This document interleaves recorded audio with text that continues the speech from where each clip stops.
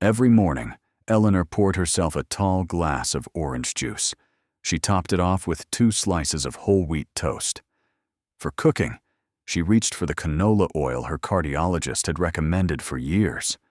And every evening, she finished her day with a container of low-fat strawberry yogurt because, well, probiotics.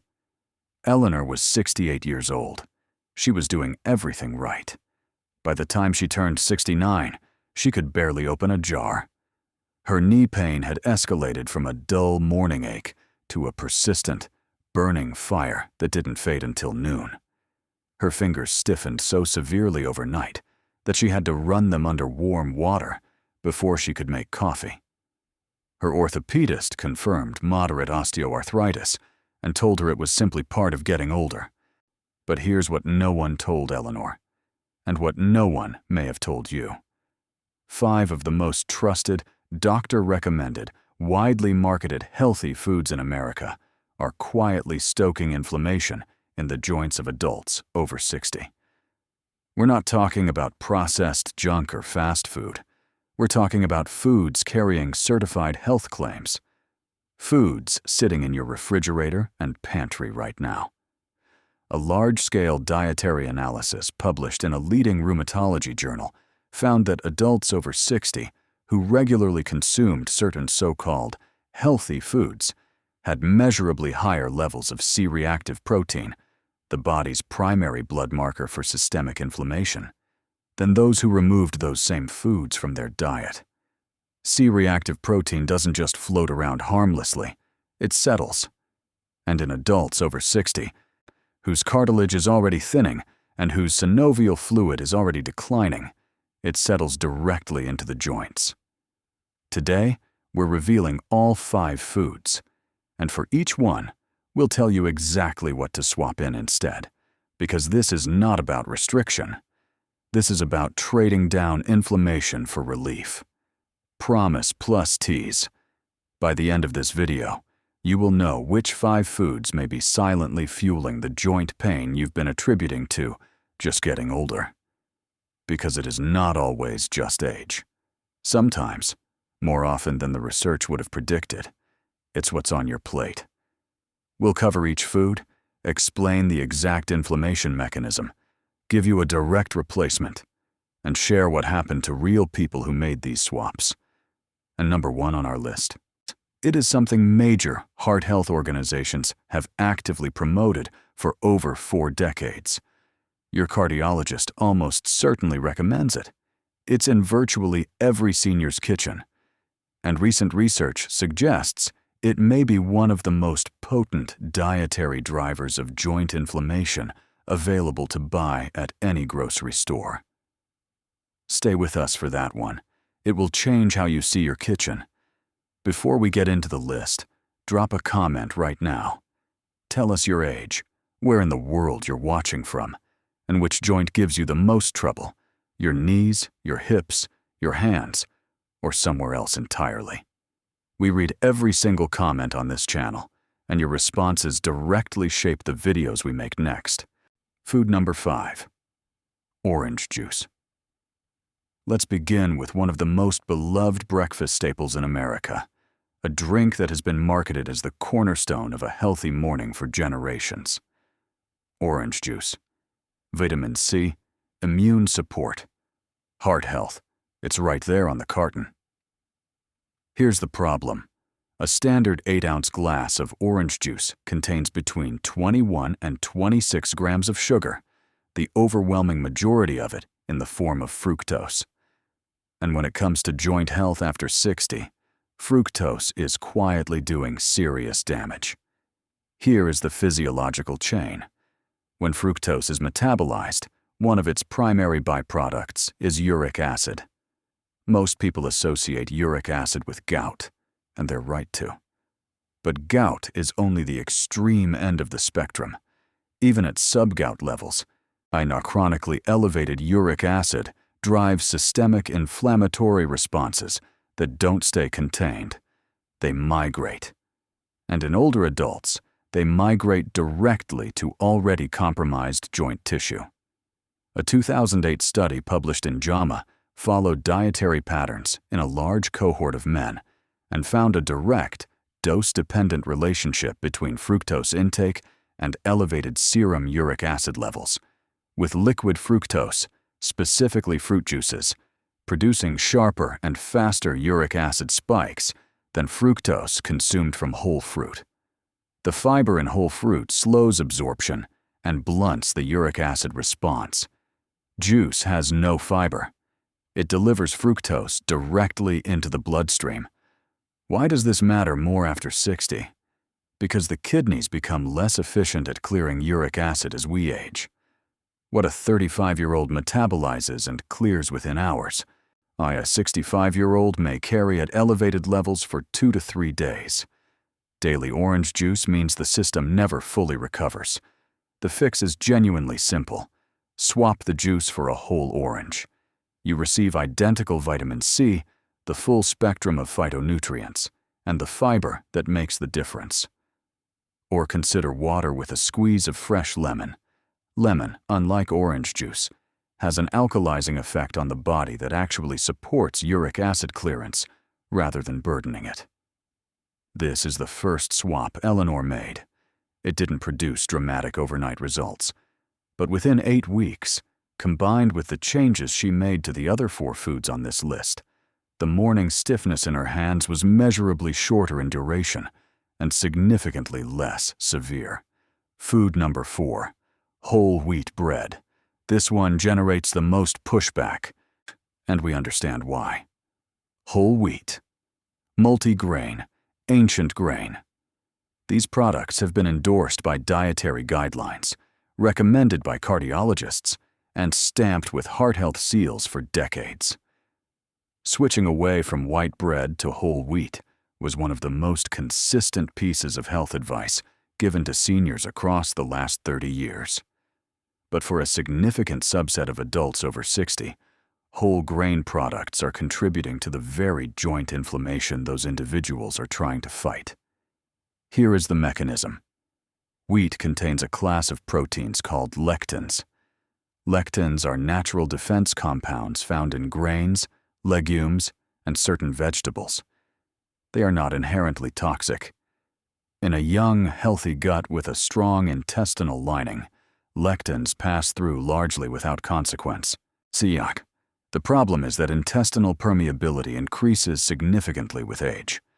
Research consistently shows that the gut lining becomes more permeable after 60, meaning molecules that would previously be filtered out are now passing through into the bloodstream. When lectins from wheat cross that barrier, the immune system recognizes them as foreign and mounts an inflammatory response. That response doesn't stay localized to the gut, it circulates, and it has a notable affinity for joint tissue. A large-scale clinical investigation involving over 800 older adults, published in a peer-reviewed nutrition and metabolism journal, found that participants who significantly reduced dietary lectin intake over a 12-week period reported a 43% reduction in self-reported joint pain scores, along with corresponding decreases in inflammatory biomarkers in their blood work. Beyond lectins, whole wheat bread is a higher glycemic food than most people realize. Even in its intact whole grain form, it produces blood sugar spikes that trigger pro-inflammatory cytokines, signaling proteins that actively inflame tissue throughout the body, including the cartilage and synovial fluid that cushion your joints. This does not mean every adult over 60 must eliminate wheat. The sensitivity varies significantly from person to person. But if you are living with persistent joint pain and you are eating whole wheat bread, pasta, or crackers on a daily basis, it is absolutely worth asking your healthcare provider about a short-term elimination trial. What to replace it with? True long-ferment sourdough bread. Not the commercially labeled sourdough loaves at most grocery chains. Those are often made with shortcuts and added vinegar for flavor. True sourdough, fermented over many hours, breaks down a significant portion of the lectins through the fermentation process and dramatically lowers the glycemic response. Look for sourdough made with only flour, water, salt, and a live starter. Rice-based breads and certified gluten-free oat products are also lower lectin alternatives worth exploring. Food number 3. Low-fat flavored yogurt. Plain yogurt, especially full-fat, fermented Greek yogurt, is genuinely one of the most joint-protective foods available. It is high in protein. It contains calcium. In its fermented form, it delivers beneficial probiotics that measurably reduce systemic inflammation. So how did yogurt end up on this list? Because the low-fat flavored version is an entirely different product, and it is the version sitting in most senior refrigerators. When food manufacturers remove fat from yogurt to produce the low-fat variety, they face an immediate palatability problem.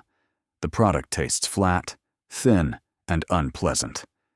Their solution is consistent across virtually every brand. They replace the fat with sugar. A standard 6-ounce container of low-fat fruit yogurt typically contains between 18 and 26 grams of added sugar. To put that in perspective, a glazed donut from a major chain contains roughly 12 grams of sugar.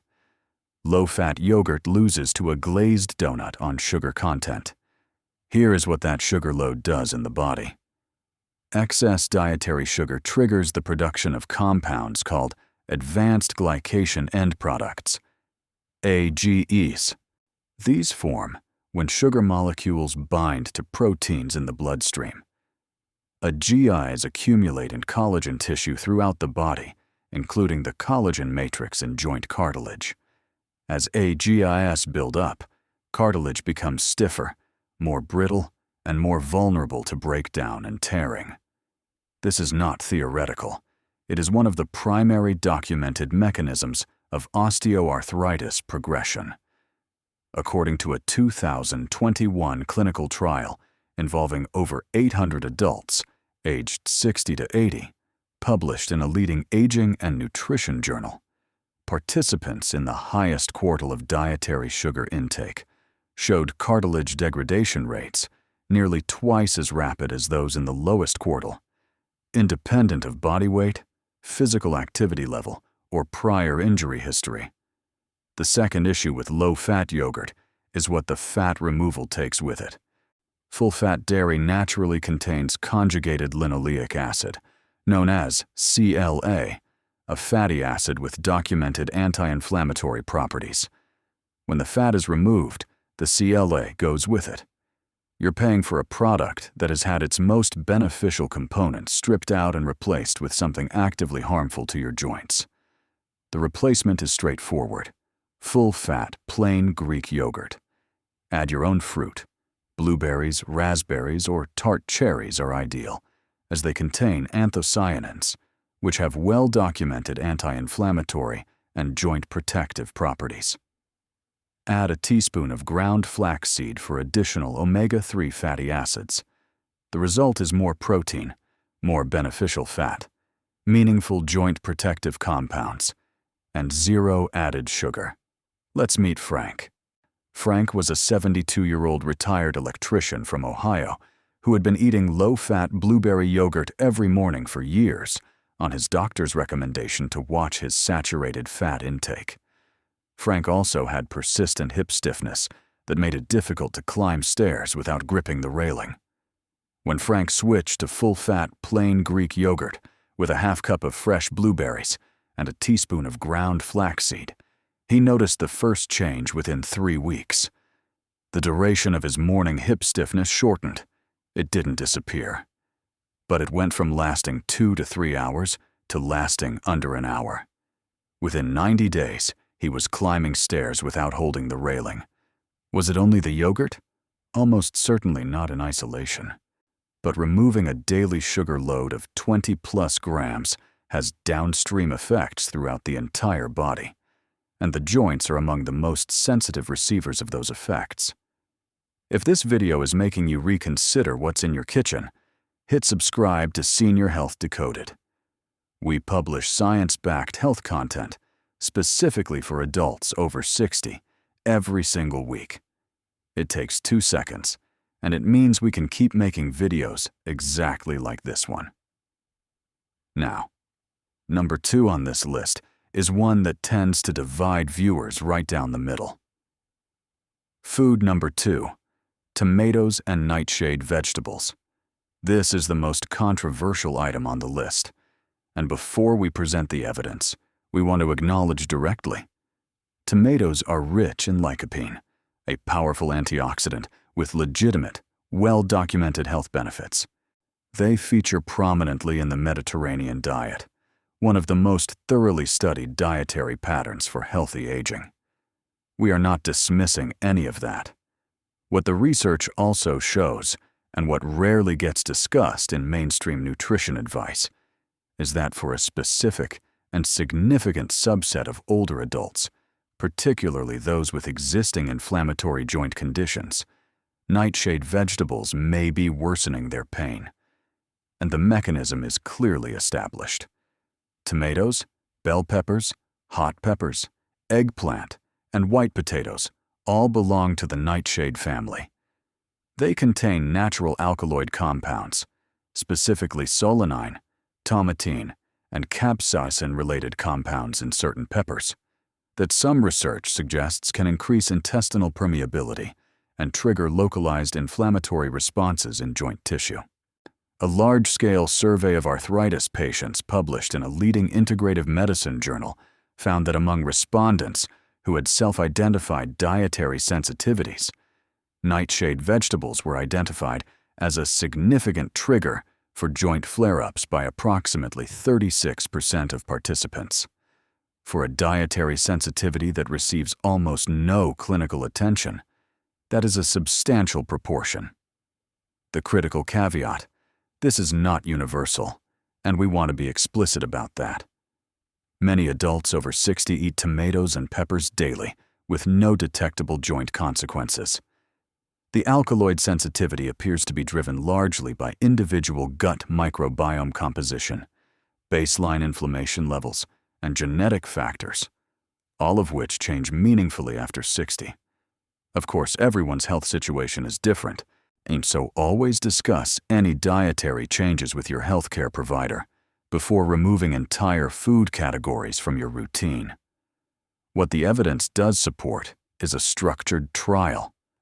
A 4-week nightshade elimination, removing tomatoes, bell peppers, eggplant, and white potatoes completely for 28 days, is a well-recognized clinical approach used by rheumatologists and integrative medicine physicians to assess individual sensitivity.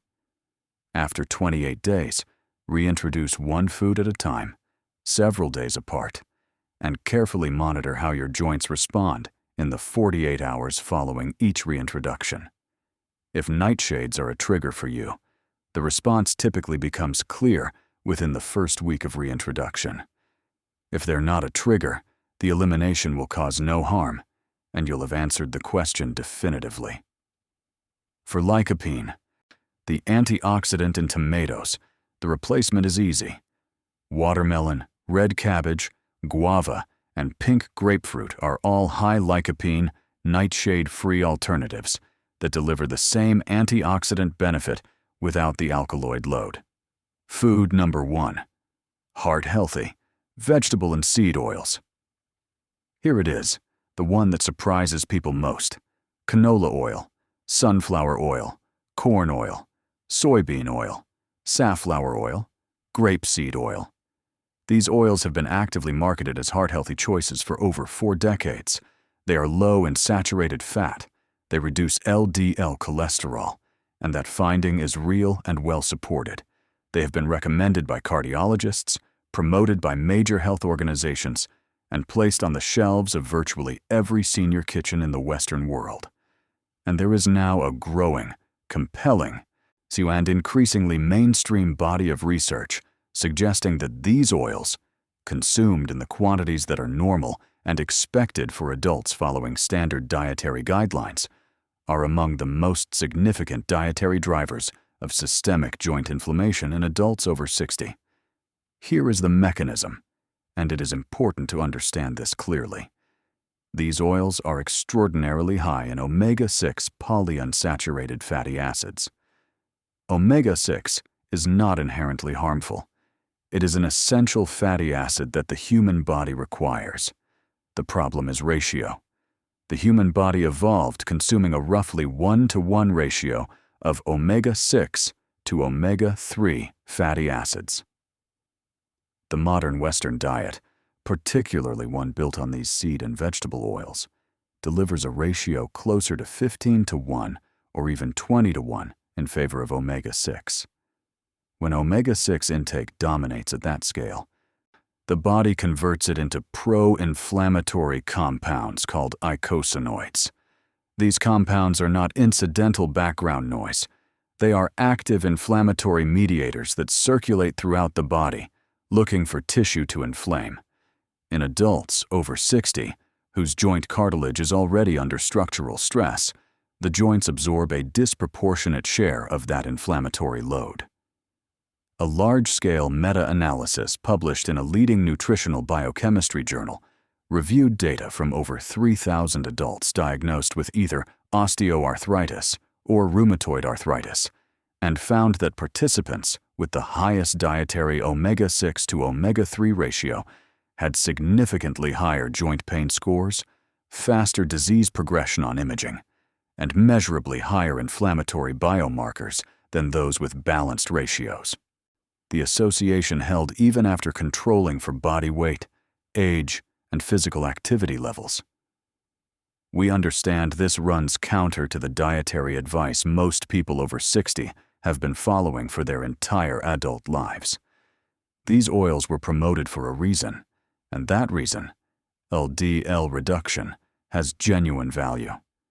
The cardiovascular picture is complex, and we are not dismissing the heart health research. What we are telling you is that the joint inflammation picture tells a very different story. And for adults already living with joint pain, the trade-off calculation may look quite different when laid out clearly. In 2005, researchers publishing in the journal Nature identified a compound in extra virgin olive oil called oleocanthal. See, their finding was remarkable.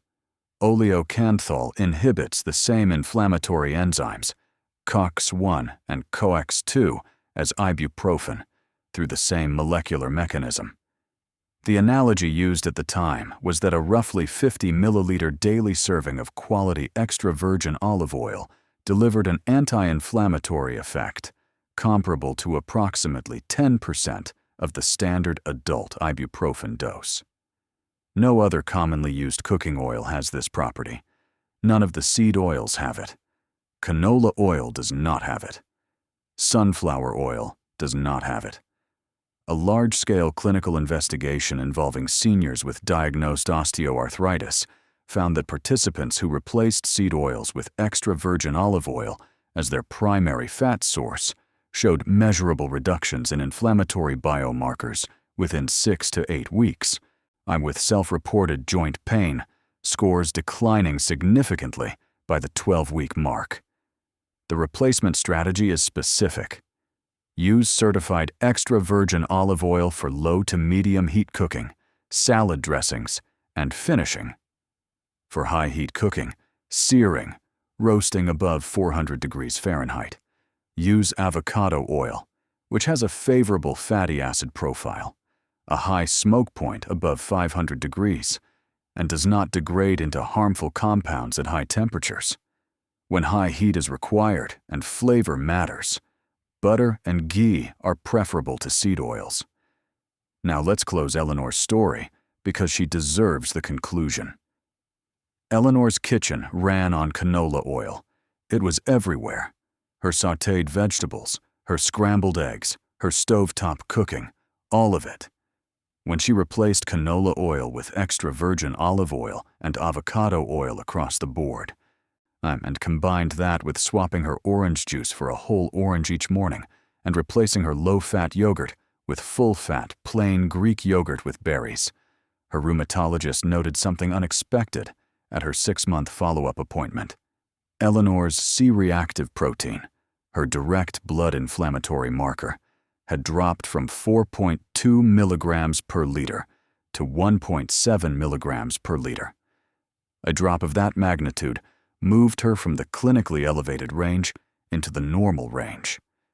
Her orthopedist reviewed the result and described it as remarkable for a patient who had made no changes to her medications or exercise routine. Eleanor called it something else. She called it information she should have had 20 years ago. Action steps. Let's make every item on this list actionable. Here are 5 specific steps you can begin this week. Step 1. Replace your cooking oils. This week, finish whatever seed oil you currently have on hand, and don't replace it. Purchase a quality extra virgin olive oil for everyday cooking, dressings, and finishing. Purchase avocado oil for anything requiring high heat. This single swap addresses the most impactful dietary driver of joint inflammation on this entire list. Step 2. Replace your morning juice with a whole piece of fruit. If you drink orange juice, apple juice, or any fruit juice daily, replace it tomorrow with a whole orange, a cup of fresh berries, or any whole fruit with the fiber intact. The fiber slows the fructose absorption that produces uric acid spikes, and the difference in your joint tissue becomes measurable over 4 to 8 weeks. Step 3. Audit your yogurt label. Or pick up your yogurt container and check the sugar line.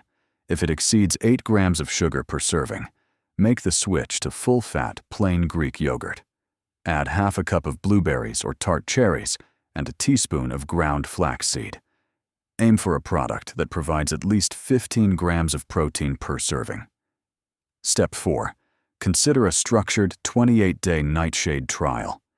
If you have persistent joint pain and you consume tomatoes, bell peppers, eggplant, or white potatoes on a regular basis, discuss a short-term elimination trial with your healthcare provider. Reintroduce one food at a time after 28 days, monitoring your joint response in the 48 hours following each food's return. This trial has provided meaningful relief for a significant number of older adults who had never considered the connection. Step 5. Evaluate your bread and grain intake. Or if you eat whole wheat bread, pasta, or crackers every day, consider trialing true long-ferment sourdough, rice-based products, or certified gluten-free oats for 4 to 6 weeks. Pair whatever bread you eat with a healthy fat, a drizzle of olive oil or a spread of avocado, to slow the glycemic impact and reduce the inflammatory response. You do not have to implement all 5 steps simultaneously. Start with Step 1. The oil swap requires 5 minutes and 0 dietary sacrifice. It is the change that will have the most direct and measurable impact on your joint inflammation levels in the shortest period of time. Now we want to hear directly from you. Of the 5 foods we covered today, orange juice, whole wheat bread, low-fat flavored yogurt, nightshades, or seed oils, which one surprised you the most? Debut. And are you willing to try even one of these swaps this week? Tell us in the comments. Your answer might be exactly what another viewer over 60 needs to read today. If this video gave you something genuinely useful, please consider sharing it with a friend or family member who has been struggling with joint pain. A single share takes 5 seconds, and it may change the way they eat tomorrow morning.